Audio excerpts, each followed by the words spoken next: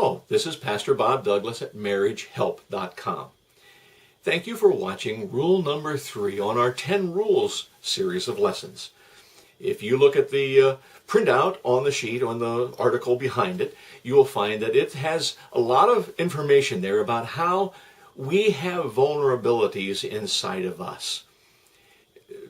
It's like we have a shell on the outside that most everybody sees that gets along fairly well most of the time, but it protects things that are on the inside where we have softer parts of us that are more prone to harm or more vulnerable to fears, frustrations, anxieties, regrets, things that we didn't do very well, failures, some things that we feel guilty about. Only after you've been married and you have a deep relationship with another person does that individual get to know you so well that they know where all of your vulnerabilities are.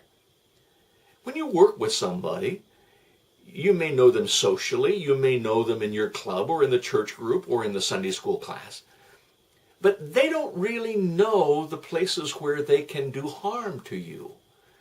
But after you've been married, and it doesn't take very long, your marriage partner becomes aware of your vulnerabilities and you become aware of theirs. That makes you potentially the most damaging person that individual can ever encounter. Because at the moment when you get upset, all you have to do is stick your words and your references into those points where you know they have a vulnerable spot. And they will take a long time to get recovered and rebuild that trust. In rule number 3, when it says, I love you too much to harm you, we're not talking about physical abuse. We'll deal with that in another setting. We're talking about those things where we realize that we have the power to crush the spirit, to crush the worth and identity of that individual that we married and promised to take care of. And we hold it in our hands, the possibilities of doing tremendous damage.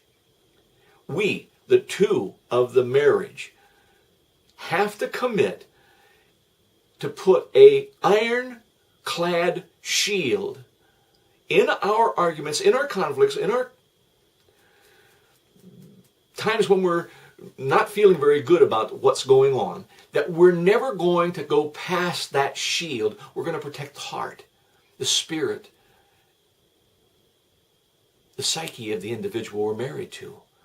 We have to commit to rule number 3, both together, never to say something that hurts and pierces and harms that other individual.